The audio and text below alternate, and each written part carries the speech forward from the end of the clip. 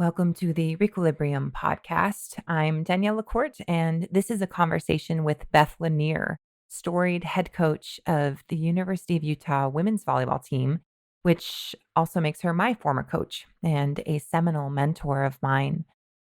I recorded this conversation on Memorial Day, and after the conversation, I heard the news of Naomi Osaka's withdrawal from the French Open. And it was just really interesting to me that I had just left a conversation talking about mental health in sports. So the timing of the elevation of this topic felt timely for me. This is something that I've thought about a lot because being at the stage of life where I am and being at the stage of my career where I am, it's just interesting to me how much sports had to offer in terms of my worldview and the way that I conduct my life. And at the same time, it's one of the most challenging experiences that I've ever been through. There are things about that challenge that I miss. There are things about that challenge I would not give up for the world. And there were things about that challenge I wish I would have been better equipped to deal with at the time. So in this conversation, we talk all about that. We talk about sports as a metaphor for life, the skills that you learn in order to thrive and win. And we also talk about the social aspect of it, being on a team, working with people that aren't like yourself. This was truly an honor. Beth has been such an important figure in my life, and I'm so glad to be able to elevate her voice here and share this conversation with you. To learn more about Beth and her tremendous career in the sport of volleyball, check out this episode's page on daniellelacourte.com/podcast. Subscribe to Re-Quilibrium on Spotify, YouTube, Apple Podcasts, or wherever you get your podcasts. You can also sign up for Re-Quilibrium's email list at daniellelacourte.com/podcast for some exclusive content and to be notified of new episodes. If you've liked the content so far, rate me on Apple Podcasts, follow me on Medium, Instagram, or LinkedIn, or consider supporting me on Patreon. All of those at Danielle Lacourte. That is DanielleLecourt. So now let's get right into it. Here's my conversation with Beth Launiere.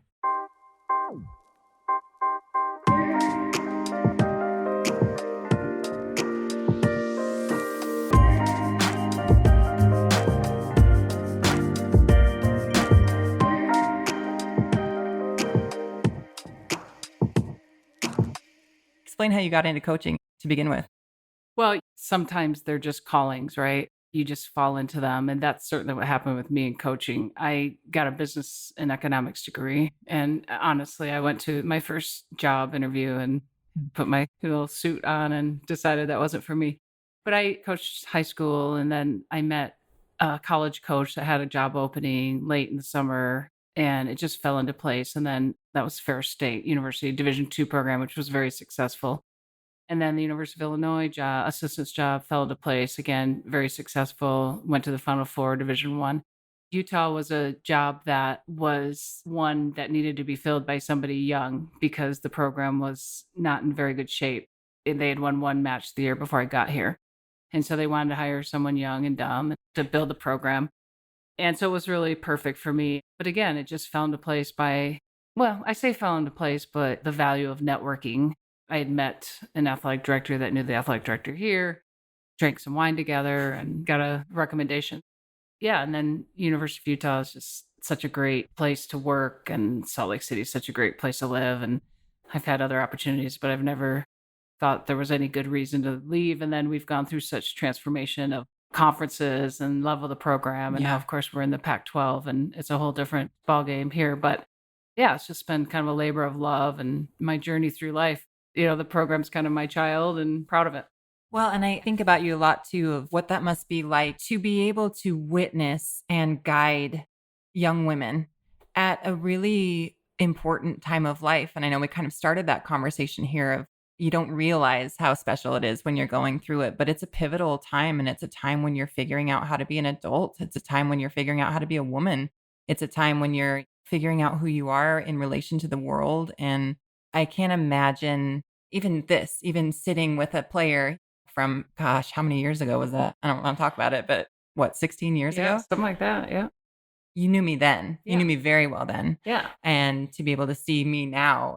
Well, I mean, that's a big part that I really do love keeping up with alumni and watching them, because you see them through their 4 years, and who they are as freshmen is not who they are as seniors. And you Mhm. see them grow and develop so much. But then when you see them really go out into the world and take the lessons that they learned from this experience, that is the best thing for me, probably, that this experience was worth the hardship and the tears and the blood and the sweat.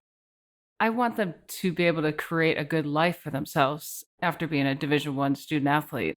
So for me, I'm driven by winning, because all the things that you just said, they actually all have to happen within a really competitive arena also. Mhm. So that intensifies that whole growth process. But I'm really passionate about teaching lifelong lessons and helping players understand how to respond to tough situations, and then how to build healthy relationships. You can't be on a team as a student athlete, and especially now, Division I, they spend all their time together. It's so intense year round. And for them to have to learn interpersonal relationships and how to communicate and how to build trust and build respect. And that's getting harder Yeah. to help young people do that for a lot of reasons that maybe we can talk about. But I enjoy that immensely. So when I get to talk to you every year or two, I beam with joy on seeing where you are right now. Yeah. And it's so impressive too to watch you as well, just knowing you were the seminal mentor of mine personally, and then being able to watch you do what you do and continue that role for so many people. I mean, how many people have gone through that program since you've been there? Yeah. Thousands? No, no, not that Hundreds? many. No, maybe 100. Yeah. Yeah. Yeah. I mean, and just the role that you serve. I mean, you're a person that I will remember for the rest of my life and I will credit a lot to. And I wanted to touch on some aspects of mental health as well, because I've been having these conversations about what does it mean to flourish and how much of that onus is on the individual and how much of the onus is on systems. And I think sports are such an amazing microcosm of all of that at Mm, play, because when you're on a team, you have to bring your best self, but then there also has to be a system there to support you and facilitate your best self, and vice versa. You have to do that for your team as well. I remember my recruiting conversation with you. I'll never forget that, because I had been through some tough times in high school and you had heard about it. And I mhm. think I was so in your face back then that I asked you why you offered someone else a scholarship and not me. And your response was very honest. And you said, I've heard your party, or I've heard things like that. And we had a really open and honest conversation. And I think that that's what set the tone for the relationship that I had with you back then. You saw something in me despite my challenges, and you saw the challenges as well. And I think you had a really balanced way of approaching that. And I'm sure I'm not the only one that you've Mm, done that with, because there is something about sports also that takes a toll mentally. mhm, I'm sure you see a number of different personalities that cycle mhm. through that. And I don't know if you can speak to that a little bit of like, what is it like on that side to see that in people, and how do you Yeah. work with that? I think that's been probably one of the areas that I've become better at, is understanding the individual even more. You were easy for me in some respects because we actually are really alike, and we knew that. We went and had our palms read in Seattle. Oh, I forgot about Down that. at Pike's Market. Yeah, I don't do that with all my players. In fact, I've never done it before any Yeah. other time. But yeah, I think getting to know the individual, and we do a lot with DISC behavioral styles now, where we have them take tests, and really helps them understand themselves, and then helps me understand them, and then teammates share information, and it's really helped the relationships a lot to understand what is their preferred behavioral style, and that would be natural. And then what is their adapted behavioral style that they do in competition? Or what do they need to adapt to for the team or for them? So maybe if someone's a little more laid back, they may have to adapt to something different in competition. So there's four styles, D, I, S, and C, and two of them are very relationship based, and two of them are very task oriented. And it's so interesting to me. They deal with pace also. So I'm relationship based and fast paced. And so when I have to coach somebody that's a C, let's say, they're very logical, they have to have everything in order, they need time to process. I now understand that more about my student athlete, and it's helped the relationship a lot. I use it all the time. I think about if a player is struggling with, let's say, mental health, what is it that's causing them to struggle? Maybe if they're that C and they're very, rational, step by step person, there may be too much chaos in their life that we need to try to provide more structure for them. Or they're S, which means they're just a supportive type person and they're taking care of everybody else and they're not taking care of themselves. So it's really been one of the most profound things for me. And again, it's just helped me understand each individual a lot better to help them. I think it's interesting that you singled out who they are and then who they are in competition. And that was Mhm, going to be mhm, something that I touched on too, because this is something that after I left sports, I didn't realize how much I got from competition itself. And I've wrestled with what is healthy competition, what is the role of competition, because I also see kind of at the world at large, competition can be dark and it can actually lead to really terrible things. But for me, in a healthy outlet for it, it's been sometimes that pressure that makes the diamond out of a rock. But mhm, what's your view on competition? I mhm. guess that's a big question, but I'll leave it there. Yeah, I think it's really easy for some people, and I think it's really hard for some people. And if you happen to be someone that gets into a really competitive arena because let's say you're a really good athlete, but you're not really comfortable with competing, that can cause a lot of stress and tension. So I think helping young people understand that. I don't know where you were going to go with that, but I'd be curious to know kind of a little bit more what you thought about with yourself, because I think there's some people that it's just so much stress that might not be in their best interest to even continue to do it. It's not healthy. Yeah. But some people just absolutely thrive in it and they have to have it. I personally believe that it needs to be a healthy situation. Even our battles with BYU should be a healthy competition. The fans can go crazy, but when you're in it, you need to have a good perspective on it because the team or the person you're competing against, you're kind of in a dance with them. They have to do something for you to do something, and you are making each other better. And Yeah. so appreciating your competitor and just having a healthy perspective on that's how I've always approached it and thought it was important.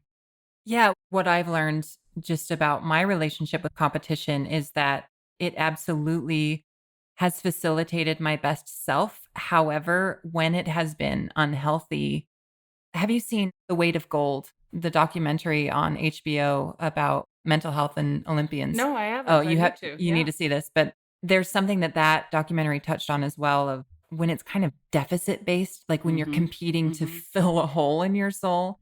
And I think I would teeter. I think I teetered back and forth. And I think my situation was unique in that where I was raised, and I was raised outside of the common culture. And Mhm. so I Mhm. always kind of had this need to find my place and find my role. And I found that in sports, Mhm. but without rounding out the rest of my life, it funneled too much pressure. No, I think that's what's critical. That is kind of a role of a coach or any mentor or teacher is to help young people understand themselves. Mhm. And they're not going to be successful in competition. They're not going to be successful in life, in relationships, if they don't figure themselves out. And so, for me as a coach, if I really truly want to have the best team, it's in my best interest to really help young people find themselves, figure them out, figure out what their triggers are, figure out how they respond to things, figure out where they need to make adjustments and adapt, da da da da. And what's their why? Why are they doing this? That's what it's all about. Mhm. Really. You can't be good at anything and you can't give to anything if you're truly not authentic. And you can't be authentic if you don't know yourself. Right. Well, and I think that that's where the systemic comes into play for the individual too, because if you were only trying to figure out individuals without having this added goal of you're all pointing in the same direction, trying to do the same thing, I think that that cohesion around a goal of a team having a shared purpose is really what creates that playground for people to find themselves as That's individuals. exactly right. In my vision for the Utah volleyball program, the number one thing is winning at the highest level because that's why we're here. Okay, certainly not the only reason. In fact, if we don't win, there's this whole journey that we've gone on, but winning at the highest level. And the second thing is to learn lifelong lessons Mhm. through the pursuit of excellence. That's where the greatest lessons are learned. When you put yourself in a situation that makes you uncomfortable on a daily basis, and you're smiling On because a daily basis. I think you're turning red because you're Yeah. remembering practice every day when you have to compete every weekend and you're going to fail all the time and you have to respond. That's where the growth happens. That's one of the things I truly love about being in the Pac 12. And not that other conferences didn't challenge us. It's just a different challenge. If you're not getting better, you're going to get beat the next weekend. I love that you said the playground of it because that is really where you learn yourself. Is putting yourself in situations that's really uncomfortable and you have to respond and grow. Yeah, well, and the discomfort is real and it comes from all sides all the time. I get a little frustrated with the direction that society is going sometimes now because it seems like hardship has been demonized. And yes, there are levels of hardship and there are levels of things that people should not have to endure. But I would not be who I am without the pressure and the hardship and the discomfort, really intense discomfort sometimes. And a lot of that had to do with interpersonal relations. I remember going into the program and I had picked out, you're going to laugh, I had picked out three people that I'm like, oh, I don't know if I'm going to get along with them. And then they ended up being three of the closest, best people I've ever known to this day. And I thought because we had different cultural backgrounds that there was no way we were going to get along. I was kind of a spitfire and in That's your a good face. word. Yeah. I had a chip on my shoulder. But had I not been forced to do that on a team where I didn't pick my teammates, I wouldn't be the person that I am today in a good way. Yeah, that's the value of education and experiences, right? Like if you stay in your own little lot in life, you would never understand that maybe some players of different backgrounds, cultures, religious beliefs, you wouldn't have gotten to know them.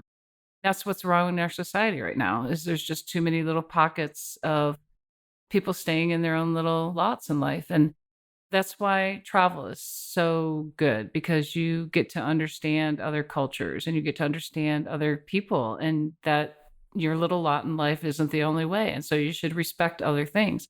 So putting your situation being forced onto a team, it's another great lesson from sport. And there's many of them, but that's one of them is having to get along with people from different cultures. And this year was extremely interesting with a lot of the social justice things that went on. And we had a lot of conversations within our team, and it was very challenging to deal with, but we got through it. And I think everybody grew from it because we're in competition and we're going to rallies and we have people with different beliefs. And it was challenging. You can't avoid those conversations in sports when you're on a team. And I think is that shared purpose, that shared focus and direction that really forces it on you. Sometimes in the workplace, you can just not have those conversations. You can Right. pretend like it's not happening. You can only invite over the friends who think like you and any other sphere in life. I mean, it's almost like sports might be one of the only last vestiges of where you absolutely have to do that. It was so divided that I wasn't even able to really bring the team together on some issues. Yeah. Just couldn't. It was so divisive and emotions were so high that there were things that we just couldn't touch even on our team. And that was sad to me. That was sad. Like I would have loved to have gotten in some great conversations with players that I just didn't feel would have been accepted. And that was sad to me, but that was exactly what happened in the world. Division was just unreal and the emotions were so high. And I don't know how far we've moved from that yet, but maybe it's not in our face every day. Yeah. And it's interesting too that the episode right before this, the conversation right before this one on the podcast was with Dr. Danya Ramore. She works at the College of Law at the University of Utah and she does a lot with conflict resolution and mediation.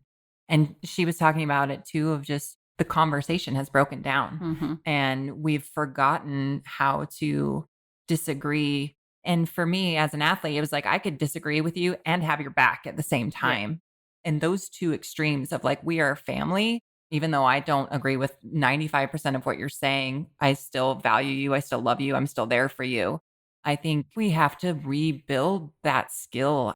And a lot of that skill is built on discomfort. And Exactly. if you don't get that discomfort, you don't get those reps of being able to go through those situations. Yeah, this is such a difficult topic. It's something that when you talk about where we want to go versus where we've been, This is one of the areas that I want to try to attend with my team even more, and just learning how to have conversation and to disagree and still have each other's backs. That is profound, and I'm going to take that to my team. So thank you Please for do. saying that. Yep. Yeah. Well, and I wonder, I've been thinking about this too. We're gearing up for the Olympics. I was watching basically the last Utah volleyball season on Instagram and seeing players with masks and just the situation with the seasons that it was. I can't imagine the uphill battle Mhm. for cohesion and all of these things that really go into team and trust building and things like that. I mean, what was it like having a season during COVID?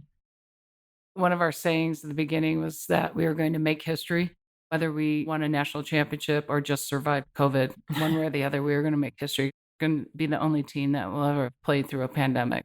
You know, I can't start to stress you how difficult it was to try to build a team and telling all the players that they have to isolate, have to have relationships on the court, and yet they have to wear masks for 2 hours. They can't go into the locker room.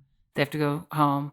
They can only be with people that are their roommates on the team. And we're supposed to have great relationships and go into battle against an opponent.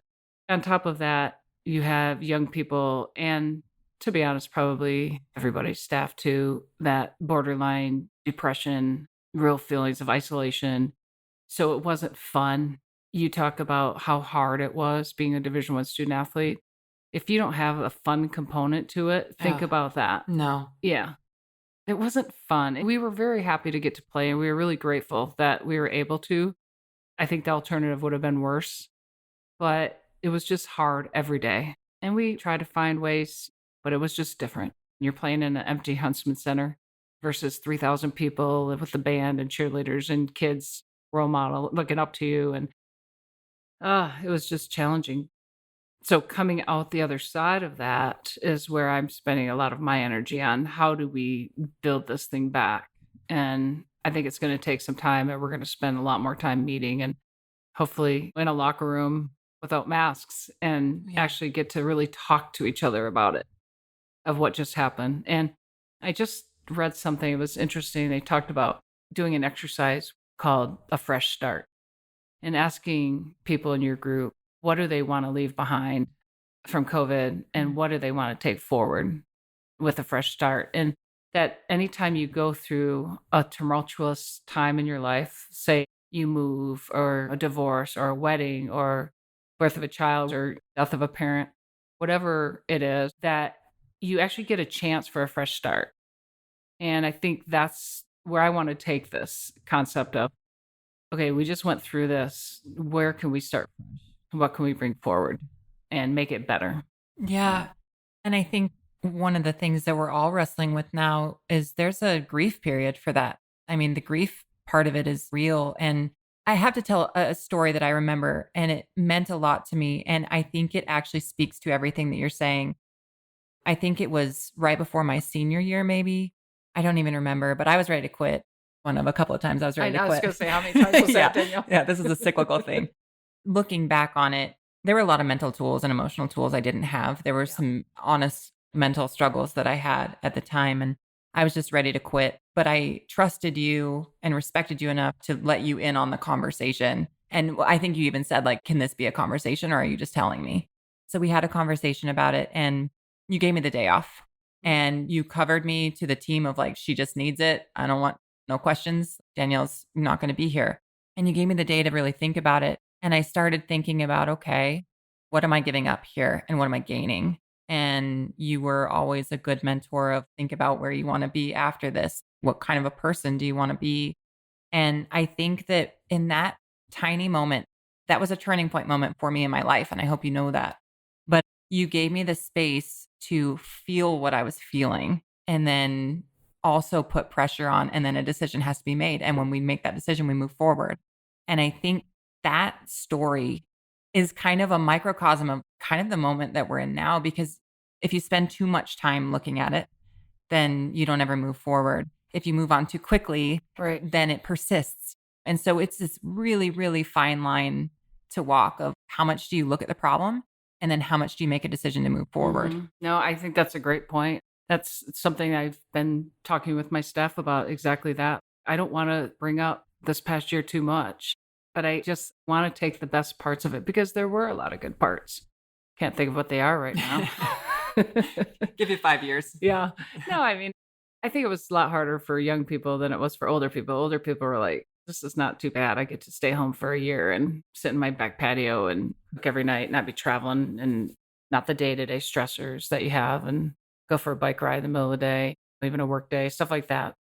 But yeah, I think that's exactly right. We can't dwell on it, but we do have to just realize that it was hard and we have to build stuff back. It's just not going to happen overnight. And I think understanding that, for me anyways, as a coach, understanding that with my student athletes, that there was damage done. I will say they're resilient and they'll come back just fine. But I think we have to talk through it a little bit before we move on. Yeah, because when you want to keep things from repeating, and when there is damage done, there is a certain amount of healing that has to happen. And a lot of times that's a collaborative process when Mhm. multiple people are involved. I'm wondering, I'm just so persistent in holding on to this hope of things. They're going to be different, and I think they can be better from here on out for all of us. Do you fish at all? I have. In lakes, they have Yeah. spring and fall turnover, where basically all the sediment and stuff from the bottom of the lake turns up to the Okay. surface. And I've been using that as we're in fall turnover now. Of now there's all the stuff that we're at the bottom that are floating at the top, and we Yeah. can't ignore all these things, whether that's in society at large, whether that's in ourselves. I think a lot of us have been looking in the mirror pretty hard over the past Yeah. year and a half. But it's like now, with all that in mind, what gives you hope? What do you think you've learned moving forward that is going to make you better as a coach, can make the Mhm. program better, and maybe the world in a Yeah. metaphorical way? One of the things that happened this year was I was so concerned about my student athletes' mental health that I believe that I didn't, am owning this, provide as much accountability. And so I think young people, this environment, they certainly need accountability. And I think they wanted accountability. So that was part of what was kind of so messed up. It's like, how do I just hold these student athletes accountable to breaking COVID policies Mm. constantly? Because there's no way they could have carry out everything that we told them that they had to do. And so it just created this kind of toxic environment. And every sport, every college in the country went through this, in other industries, I'm sure, but just creating a culture where you tell them they have to do this, but there's no way they're going to be able to do it. Like, young people were not gonna be completely isolated for 16 months, they couldn't.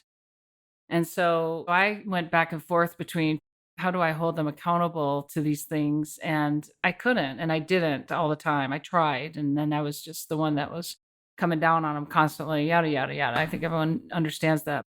So for me, I think it's getting structure back and getting accountability back and expectations back in order, and I think people want that. I think young people want that, and I think there hasn't been any of that. I think it's like, yeah, well, listen, Danielle, I've been doing this for 31 years and I've never said I don't know so many times in my life. Yeah. I couldn't give my players answers to anything for months and months and months on end.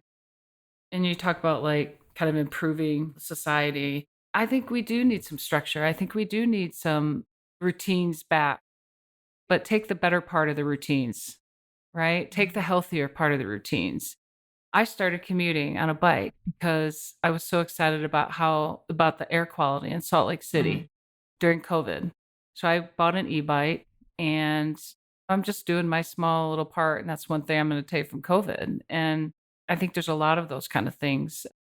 But for me, it's just as a coach, it's just getting back to normalcy, providing systems and structure and expectations and accountability, things that young people need, and they'll be much more comfortable with that than I don't know all the time. Yeah, well, and the uncertainty definitely breeds, and it kind of even goes back to when you're on a team, you know your role, you know what your place is, and then that structure sets the conditions for opening up who you are as an individual. And so, yeah, like having those structural things in play, I think isn't stated enough of how good it is for actually creating a sense of freedom in that playground. I think we're going to talk about the book that I wrote during Yeah. COVID, but there's a topic in there. It's about delegating. It's about kind of working with staff, but we talk about givens. If you're going to delegate something to somebody, you want to give them some givens. You want a certain amount of things that they have to do that will help the project be what you want, let's say. But within those givens, you give them all the freedom in the world to figure that project out. And it's exactly what you just said. Give them discipline for them to have the freedom and the creativity within the givens, within the guidelines. That's how I've always coached. And that's what was missing this year. But I think that's a really strong lesson that people want structure. And then that is where they learn about themselves. You want them to succeed, you give them the parameters, and then you let them go figure themselves out or quit one day and decide that they want to come back because here's the expectation, but you got to figure that out. So. Right. Well, and those constraints are so fruitful. And I think that in the social media world that I follow, I've noticed this kind of, I see it as problematic rhetoric of there are no constraints. Like you can do whatever you want. And if somebody is saying something you don't like, just unfollow them. And it's like, no, but those constraints are actually where the good stuff is because they're never not there. And saying that they're not there is pretending. And they do provide a really great playground. But since you teased it, and I was really intrigued by the title of your book too, that says what? Stop competing and start winning. The business of coaching. Yeah. Yeah. And maybe I don't know if that hits on my earlier question about competition, but what does that even mean? Why are you differentiating those two things? So the book has to do with the business side of coaching and not in that it's all about the money. It's about coaching is running a small organization. So for me, I have probably 30, 40 staff members that I have to interact with, and then certainly my smaller staff. And it talks about players or staff, but the idea is the importance of having systems in place, exactly what we're talking about. You can work really, really hard and you're just competing. But until you really have systems in place to move the dial, that's when you start winning. The co-author is a friend of mine and a friend of our program and a world-renowned business strategist consultant. And I asked him to look at my program. And I call it mired in the muck. Like when we moved into the Pac-12, I was just spending all my time trying to manage a bigger staff. I was losing my touch points with the athletes. I wasn't really coaching. I was just doing all this stuff. So for me, I was motivated to get a lot of systems in place, which I had some, but went to another level. So things could work and function within the organization so I could get back to doing what I loved, and that's coaching and spending time with the athletes. So that was why I wrote the book. And we've had success and we have won. And it's because I don't like to reinvent the wheel. I get a system in place and get it functioning. And I think that's been a big success of our program. So yeah, don't just compete. Everybody works really hard. How do you move the dial and win? And so we took business principles and applied them to sport, but we also did a comparison of what does sport do for business? Or business does systems and stuff like that better, but sport does passion really well, and sport does team building really well. And so we've actually had great success with our book from top level business CEOs that are buying the book because they're taking great things from sport and want to bring it more into the business world as well. So it's a niche for me to be able to give back to young coaches in the profession. Danielle, I don't get asked by very many people how I teach blocking or how I teach passing, but I get asked all the time, how do you deal with your staff? How do you deal with an assistant coach that's not loyal? How do you deal with somebody that's just not doing what they're supposed to do? And so we have tools in this book, just a number of tools and concepts that can help young coaches understand that you are running a business. You are the CEO, and it's called Utah Volleyball. And how do you do that really well to win at the highest level? Yeah. Well, and if sports is anything, it's the business of people. Absolutely. Now that you brought that up of like, what does sport do better than business? I can rattle off a whole bunch of things because I think it does really well. I think it does that laser focus where everyone is pointing in the same direction for the same goal. And I think it sounded like what you were saying about competing is those times when you're just spinning your wheels and you're not actually getting anything done. And it reminds me of a conversation I had on the podcast a few episodes back where we were talking about the rhetoric of productivity and how sometimes people feel so pressured to be productive when they're producing things that don't matter and shouldn't exist. See, I can get passionate about this actually because there's a tool we call above the line and below the line, and really figuring out what is the value of your time and what should you be spending your time on. And so taking the organization and going, what are the things that only I can do? Let's say as a head coach or as a business leader, that's where I need to be spending my time. And then other things need to be below the line, and maybe assistants or even $12 an hour workers might be carrying out some of those things below the line. It's exactly right. It's one of the key components of what we talk about in the book is where do you spend your time? What's the value of your time? And where are you going to get the most out of the value of your time? You Yeah. know, one of the examples is we had a player, Adora, and she was first team All American for us, our first team All American. Well, she committed to us her junior year, and moving into her senior year, she hadn't actually signed the national letter of intent yet. And I was just getting a little nervous because she was getting really good. Junior year of high school or Yes. yeah. Yeah. She was getting really good. And I wanted to make sure she was going to come to play for me at the University of Utah. So it was the Friday after we played BYU, and I had the weekend off before we started the Pac 12 season. I decided that I would fly to Hawaii, which I know sounds awful, but it was in the middle of the season. It was tough. And I did a 2-hour visit with her family, secured her commitment. It was great. She signed in November, went on to be first team All American for us. That's an example of what's the value. I got 100 times out of that time commitment than I would have. By delegating, I was able to have that time to be able to do only things that I could do and really help the organization. I love that idea. As you've been talking about that, and as we've kind of touched on this idea of roles, I think a lot of people, myself included, are struggling in society now of knowing where we fit and knowing what our role is. But I think what you just said, it opens a door for that kind of exploration of like, what are the things that only I can do? Whether that's, and I have 2 small kids, even being able to figure out how to delegate things to them or how to create systems for them that help their growth. What are the things that I can do? Where do I need to step in? Where do I need to step back? Whether that's in my career. But I think everyone's kind of in this weird, ambiguous, I don't know what the Mhm. world is now phase that does give a nice starting point of like, what are the things that only I can do? And maybe there's things you're doing that aren't adding value to your family. Maybe you're spending time on something that doesn't really matter to really helping your family develop or in your business. And that's the thing. Maybe there's no one to delegate to, but maybe it's not worth spending the time. So, what really should be above the line for you and where you spend your time? It's important. Yeah. Yeah. How would you go about assessing that? Like, how do you go about finding the above the line things? I spent 2, probably 3-hour sessions just writing it down, rewriting it down, rewriting it down. And I had a whole list of things that I knew I had to do and a whole list of things that I knew I didn't need to do. I broke it down into 3 things, and it became really simple once I did this exercise of writing everything down.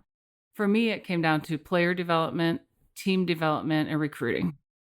And if it didn't fall into those 3 categories, I wasn't going to do it. Now, I had to do some one-offs, compliance, or maybe some marketing appearances. But for my team to win at the highest level and teach players lifelong lessons, that's where I was just going to spend my time. So I'm not going to administrate camps anymore. Recruiting is an example of there's some above the line and some below the line. Below the line are all the initial phone calls, all the email writing, all the corresponding with coaches. I'm going to come in later when a lot of the work is done, and the value of my time is to try to develop those relationships further along in the process and to close the deal on a recruit like I did with Adora. So just going through the exercise of listing what are all the things that I do in the course of the day, and are they really moving the dial for what I'm trying to do? And if they're not, put them below the line and see if there's someone you can delegate to. And then you got to just decide if they're even valuable at all.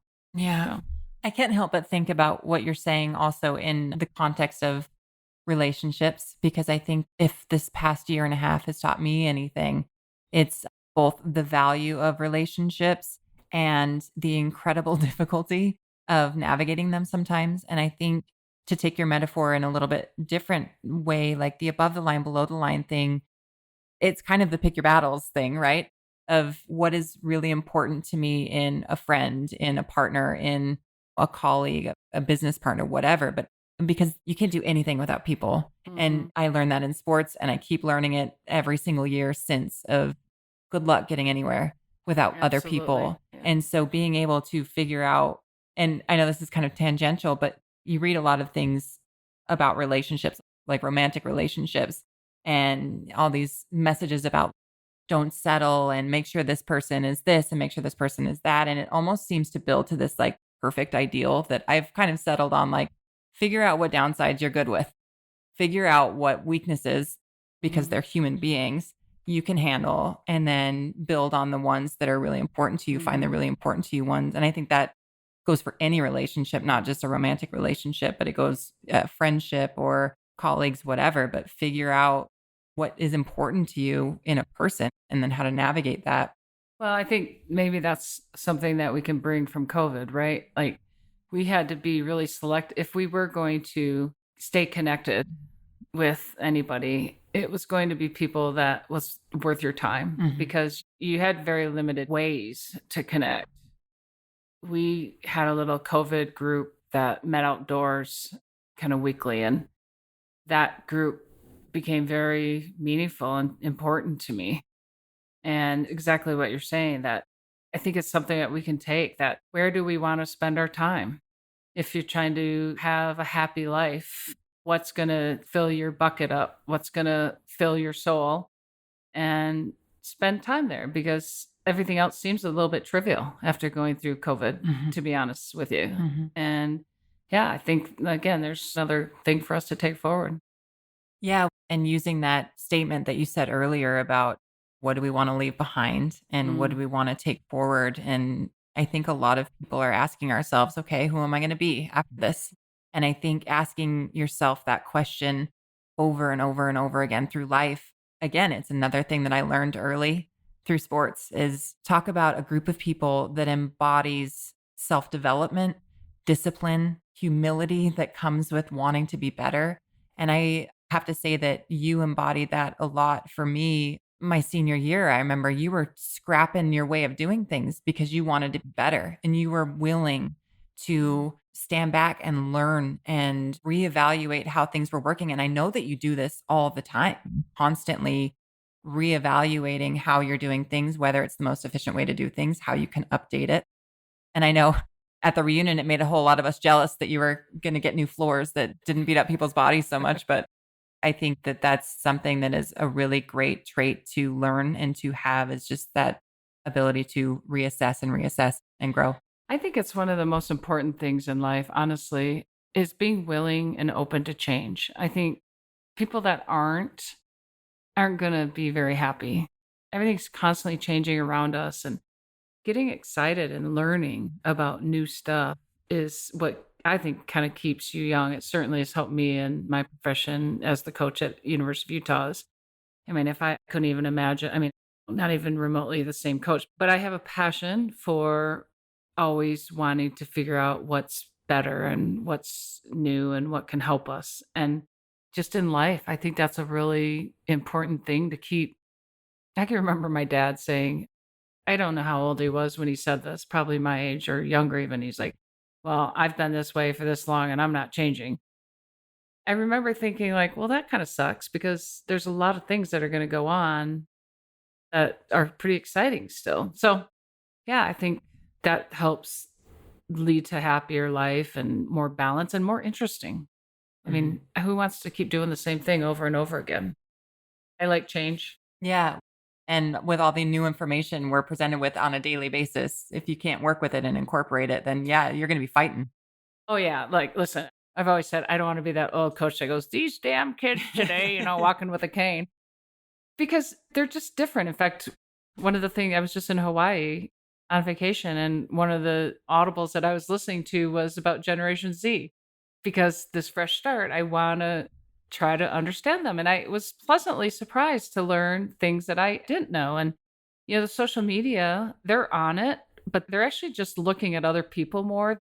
Some people post a lot, but the majority of them actually don't post that much, but they're reading about it and watching, and obviously that's how they're staying connected, air quotes. But it helped me understand they're very social. They're very into social justice because their world is much bigger because of their social media, Yeah. right? Like they see different people that don't look like them and have different issues. So, anyways, that's what I'm into right now. And it's interesting to me to figure out what drives these 18 to 21-year-olds. I can't figure it out, but I figure I've got something to offer them. So, yeah, just trying to keep up, Danielle. Yeah, I It's not know. easy. And I just got done, I did a year-long mentorship thing with a group of undergrads at Westminster College, and I came out of that group really hopeful. I saw in them some really amazing things that I wish I had mastered at that age, and I just didn't. I was flailing like crazy, but if there's anybody that I'm glad is at the helm of helping shape this generation, Mhm. it's you. Mhm. And I appreciate you taking so much time with me today to talk about all of this. I think you have so many lessons learned that are really valuable. And I think that for me, this conversation about where we go from here as a society isn't complete without a conversation with you. Well, thank you so much. And I'm so proud of you. And you're so good at this. And I told you in our text that I would sit down and chat with you anytime, any day. It's been very enjoyable. Great. Well, you'll have to come back on then. Okay, anytime. All right. Thanks, Beth. Thank you. Thank you for listening to this conversation with Beth Launiere. The thing they say about the power a single person can have in guiding the direction of your life is true of Beth for me. And I've always appreciated how she strives for excellence and iterates in the name of growth. While this conversation centered on the realm of sports, I think the principles we discussed translate to so many aspects of life, and I hope you found value in the perspectives we've exchanged here. I'm interested to hear what you think. Comment on YouTube, reach out to me via my website, daniellelacourt.com, or message me on LinkedIn or Instagram with your feedback. Take care.